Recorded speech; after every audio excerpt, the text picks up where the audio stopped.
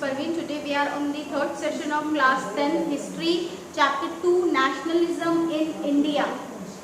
In our last sessions we have seen that how nationalism spread in India to abolish the colonial rule of Britishers and to abolish the rule of Britishers over India.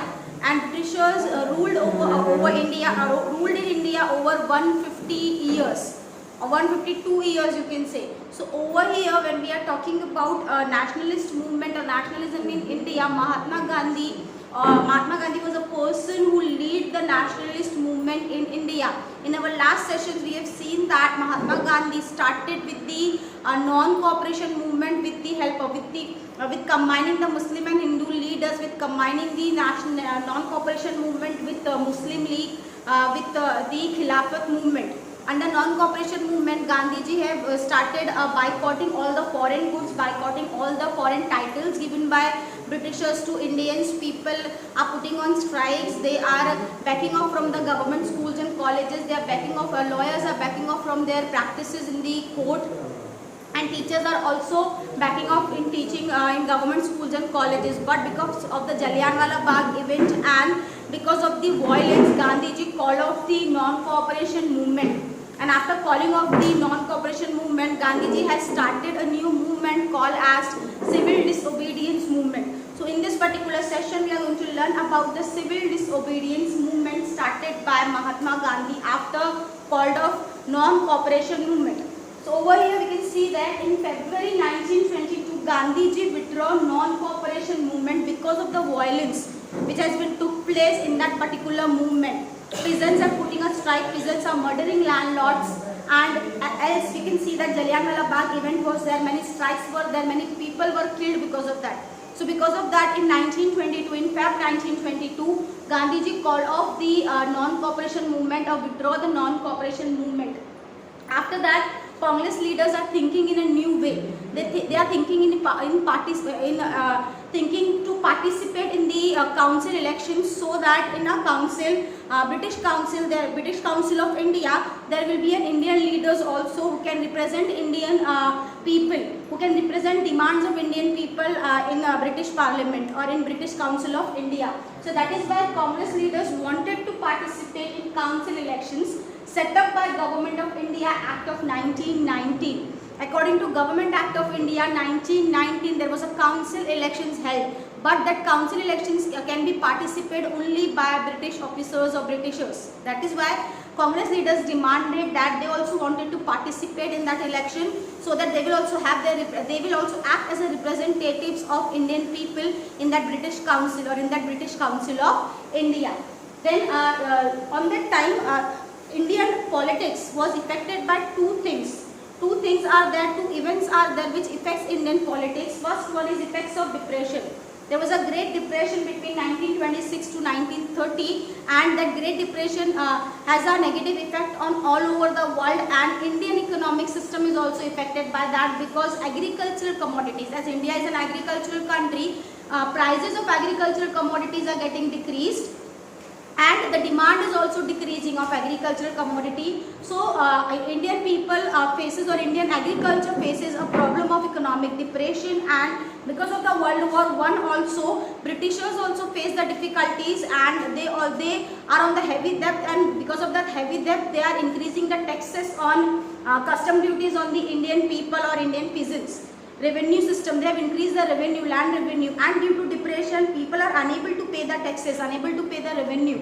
That is why, because of this political situation or because of this political condition, people are getting agitated, and because of that agitation, Gandhiji has to start with the new movement which is called as civil disobedience movement. On that time one more event was taken place, that is Sir John Commission was set up against nationalism, against the agitation in India. And the leader was, and the head of that Sir John Commission was Sir Simon. Sir Simon was the leader of Sir John Commission. But that particular commission is having one fault, that it has no single member or no single member of India. No Indian member, no single Indian member was there on that commission. That is why people are opposing that commission. And when Simon came to India to have that commission, to have a report on that commission, people started getting agitation, and they opposed the Simon Commission with the slogan of Simon Go Back or Go Back Simon. On that time, Lala Lajpat Rai was attacked and killed by British officers, which was a very great event of the Simon Commission. After that, in October 1929, Lord Irwin announced the Dominion status for India.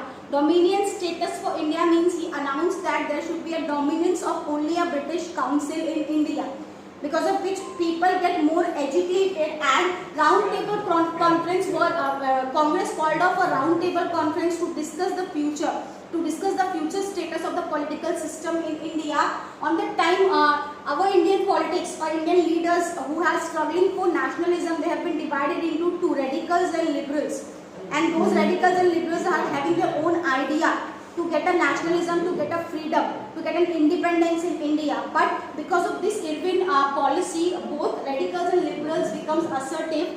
In December 1929, under the presidency of Jawaharlal Nehru, the Lahore Congress was formed and they demand the Purna Swaraj. Lahore Congress was made, and under Lahore Congress they demand the Purna Swaraj. That means they wanted to have a full control over the Indian administrative system. They demand complete control over administrative system in India by Britishers, but that is refused by Britishers. That is why there was a civil disobedience movement which is started by Mahatma Gandhi.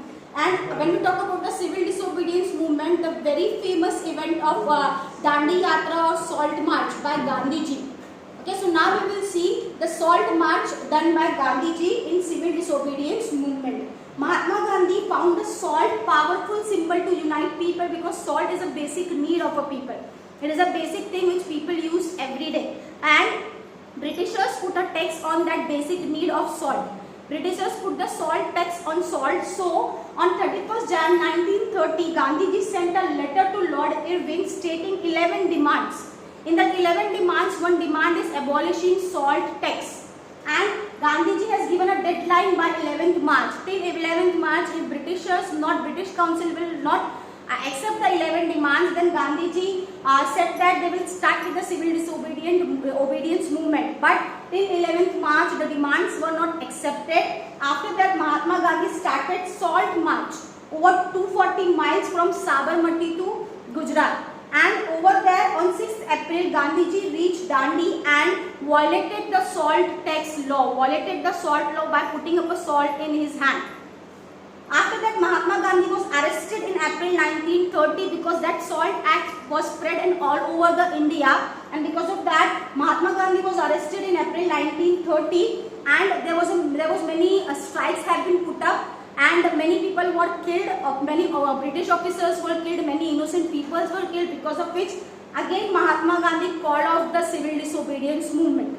And on 5th March 1931, Gandhiji signed a pact with Lord Irwin, the Compromise Pact, where that 11 demands has been rescheduled or reformed. And then Irwin accepted that 11 demands. In December 1931, Gandhiji went to London for roundtable conference to put up a demand, demands of Congress or demands of people over there. But Gandhiji disappointed, and the demands were not accepted by the British Parliament. Then again Gandhiji wanted to start with a new nationalist movement to combine the people together in search of freedom, in search of independence. I hope you have understand this particular topic. If you are having any doubt, you can ask me in comment. In our next session, we will see the spread of this movement in different parts of the India. Till then, thank you.